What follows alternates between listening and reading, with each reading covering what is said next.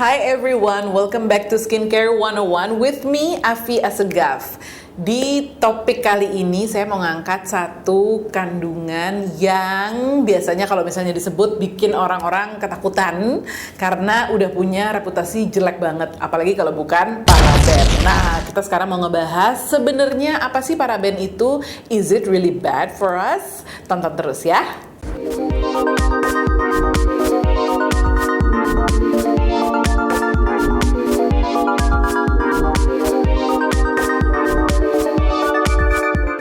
Nah, ini tuh banyak banget yang nanya ke saya, Kak, sebenarnya paraben di dalam skincare produk itu tuh berbahaya apa enggak sih? Apakah benar kita harus menghindari? Terus bahayanya tuh apa? Apakah benar bisa memicu kanker dan lain sebagainya? I'm sure kalau misalnya kamu membaca-baca artikel mengenai produk kecantikan, pasti at some point kamu akan menemukan artikel yang ngomongin mengenai bahayanya paraben. Dan kamu juga pasti pernah menemukan iklan atau misalnya produk-produk yang menyatakan bahwa produk tersebut tidak mengandung paraben, no paraben, paraben free gitu. Jadi kan pasti itu akan membuat kita bertanya-tanya ya, sebenarnya ada apa dengan paraben gitu. Oke, jadi paraben sendiri itu sebenarnya adalah satu kandungan yang ditambahkan ke dalam produk kecantikan dan berbagai macam produk lainnya yang fungsinya itu sebagai pengawet. Sama seperti kandungan pengawet lainnya, paraben itu juga sifatnya anti bakteri, anti jamur gitu ya, yang fungsinya memang mempertahankan atau memperpanjang shelf life dari sebuah produk. Jadi dengan ditambahkannya paraben, produk-produk tersebut jadi lebih tahan lama, nggak gampang kena jamur, nggak gampang kena bakteri,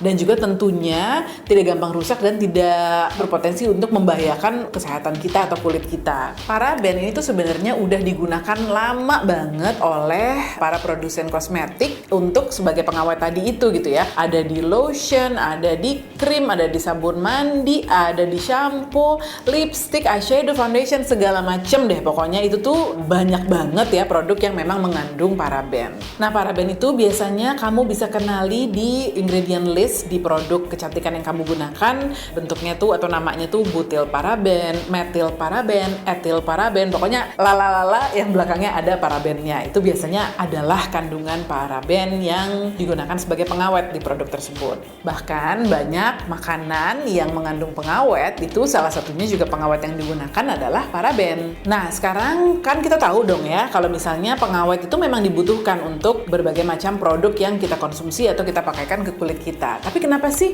paraben itu kok seolah-olah jadi musuh semua orang, terutama di bidang kecantikan gitu ya? Ini kita harus tahu dulu bahwa awal mulanya itu adalah karena terbitnya satu penelitian di tahun 2004 yang menemukan bahwa ada sisa-sisa atau kandungan paraben yang terdapat di sel kanker. Jadi penelitian ini dilakukan sama seorang ilmuwan dari Inggris namanya Philippa de Darbre gitu ya, yang dia tuh menemukan jejak-jejak paraben dalam jaringan tumor kanker payudara. Nah, sebenarnya penelitiannya itu sampai di situ aja gitu, tapi for some reason waktu penelitian itu dirilis itu benar-benar membuat semacam histeria massa gitu ya, atau membuat heboh dan ditulis di berbagai macam media seolah-olah paraben itu menimbulkan atau memicu yang namanya kanker payudara. Padahal di penelitian tersebut tidak pernah disebutkan bahwa paraben lah yang memicu kanker payudara tersebut gitu. Bahkan si ilmuwan Inggris tersebut karena melihat begitu banyaknya pemberitaan mengenai penelitian dia yang misleading, dia sampai mengeluarkan statement resmi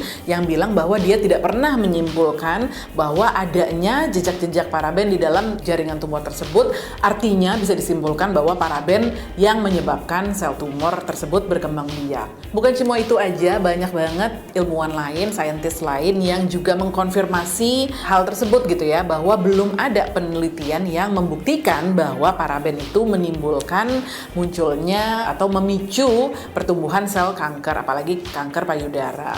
Tapi kayaknya kontroversi seputar paraben itu udah keburu besar dan tambah parah gitu ya makin kesini ya. Makanya kita juga melihat makin lama tuh industri kosmetik kosmetik jadi seolah-olah memusuhi yang namanya paraben tersebut. Bukan cuma isu mengenai terdapatnya jejak-jejak paraben di sel atau jaringan tumor tersebut gitu ya. Ada juga satu report yang menyatakan bahwa paraben itu pada saat masuk ke dalam sistem tubuh kita itu tuh dia kayak bertingkah laku seperti hormon estrogen. Nah, sifatnya paraben yang seolah-olah meniru hormon estrogen ini juga disebut-sebut kata orang adalah yang memicu munculnya pubertas dini, terus memicu juga sel kanker payudara juga terjadi, dan segala macam hal buruk lainnya yang berhubungan dengan hormon. Padahal banyak juga penelitian dan ilmuwan yang bilang it's not true. Jadi ada penelitian yang bilang bahwa aktivitas estrogen yang ada di paraben itu 100.000 kali lebih lemah daripada aktivitas estrogen yang ada secara natural di dalam tubuh kita sendiri. Bahkan US FDA atau Food and Drug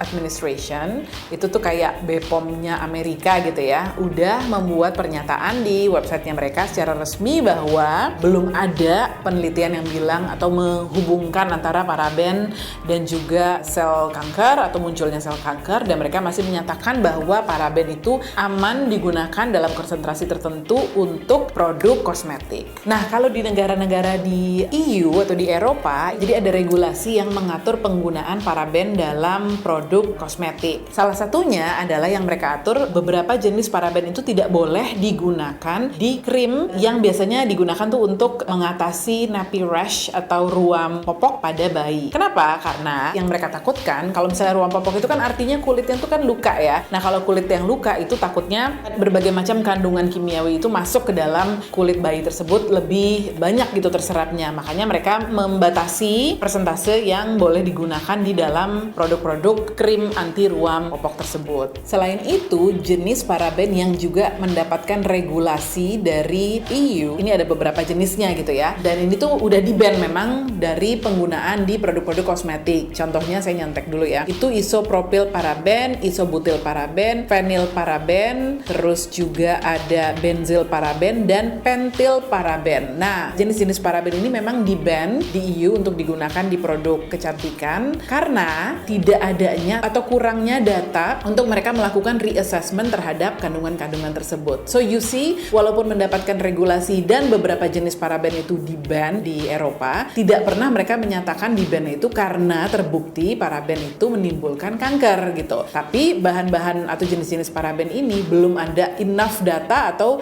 informasi untuk mereka melakukan penelitian ulang. Nah, tadi kita udah tahu tentang regulasi mengenai paraben di Amerika ya, terus juga di Eropa. Gimana dengan BPOM sendiri? Karena di Indonesia sendiri kan kita punya badan regulasi sendiri ya yang mengatur bahan-bahan atau keselamatan atau keamanan makanan dan juga kosmetik yang kita gunakan. Nah, yang saya dapatkan nih ya informasinya dari BPOM adalah, ini panjang ya, berdasarkan lampiran daftar bahan yang diperbolehkan digunakan dalam kosmetika dengan pembatasan dan persyaratan penggunaan, Peraturan Kepala BPOM nomor HK 03123811077517 tahun 2011 tentang persyaratan teknis bahan kosmetika sebagaimana diubah beberapa kali terakhir dengan Peraturan Kepala BPOM nomor 2 tahun 2014. Ini bagian pentingnya. Tercantum bahwa paraben diperbolehkan digunakan dengan batasan kadar tertentu. Paraben yang dilarang dalam kosmetik sesuai peraturan EU adalah isopropyl paraben, isobutyl paraben, benzyl paraben, pentyl paraben, dan phenyl paraben. Jadi basically BPOM kita itu tuh mengikuti peraturan EU. Jadi kesimpulannya, apakah paraben itu masih aman digunakan sebagai pengawet di produk kosmetik? Jawabannya iya.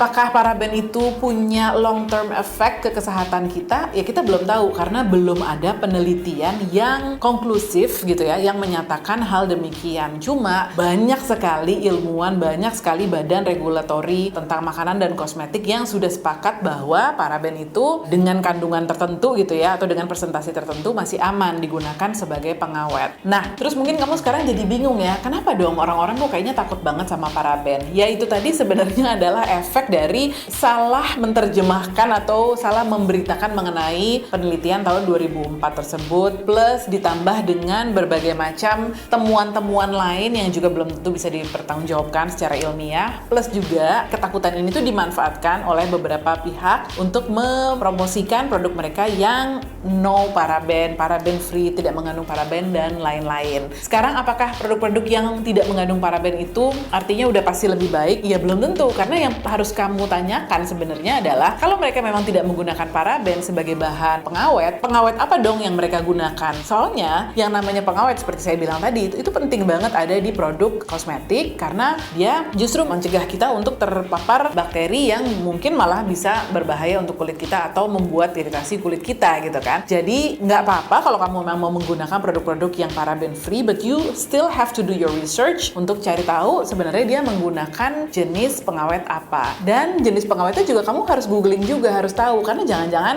mereka tidak menggunakan paraben tapi menggunakan jenis pengawet yang justru malah belum ada penelitiannya, jadi belum ketahuan sebenarnya aman atau tidaknya. So it all goes back to you. Yang paling penting balik lagi adalah kita tuh mengedukasi diri kita sendiri, cari tahu sebanyak-banyaknya, nggak cuma ikut-ikutan histeria masa aja hanya karena trennya seolah-olah kayaknya semua yang no paraben atau paraben free itu lebih baik atau lebih natural, kita jadi ikut-ikutan membeli produk tersebut. Padahal balik lagi belum tentu gitu ya. Jadi kalau kamu udah tahu sebenarnya paraben itu apa, fungsinya apa, dan kenapa sampai segitu ada bad reputation-nya, paling nggak kamu udah tahu kira-kira kamu mau milih produk yang seperti apa. Me personally, kalau saya suka sama satu produk dan produk itu masih mengandung paraben gitu ya, I will still use it karena saya udah tahu sebenarnya apa sih what's going on behind all this paraben craze gitu. Tapi kalau misalnya ada produk baru yang saya mau cobain, terus produknya juga emang terkenal bagus atau memang semua kandungannya itu natural dan dia tidak mengandung paraben, ya I will see that as a bonus gitu kali ya. Tapi bukan the fact bahwa produk itu tuh tidak mengandung paraben tidak akan menjadi deciding factor gitu. Nggak jadi penentu untuk saya mau mencoba produk tersebut atau enggak. That's my take on it.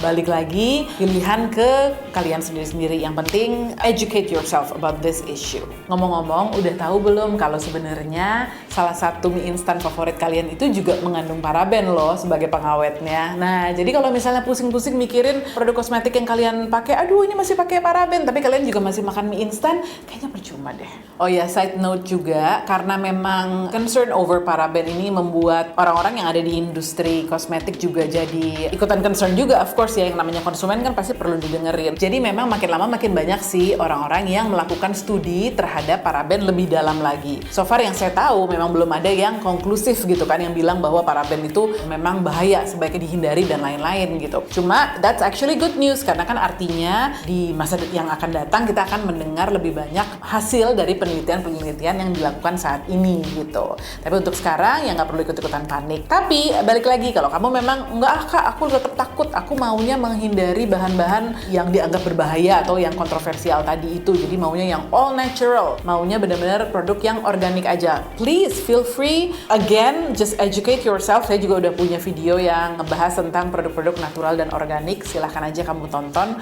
untuk ngebantu kamu memilih produk yang sesuai dengan kebutuhan kamu. Segitu aja sharingnya mengenai paraben, semoga lumayan mencerahkan, nggak bikin kamu bingung, dan juga kamu jadi punya informasi yang basic lah ya paling nggak mengenai isu ini. Kalau misalnya kamu tertarik untuk baca-baca lebih lanjut, saya akan ngasih beberapa link di description box di bawah tentang artikel-artikel lanjutan yang bisa kamu baca, juga pernyataan resmi dari Badan Regulasi Makanan dan Obat yang tadi saya sebutin. Akan saya masukin di link di description box di bawah. If you still have some questions or you want to discuss, please leave some comments below. Thank you so much for watching everyone. I will see you at the next video. Bye!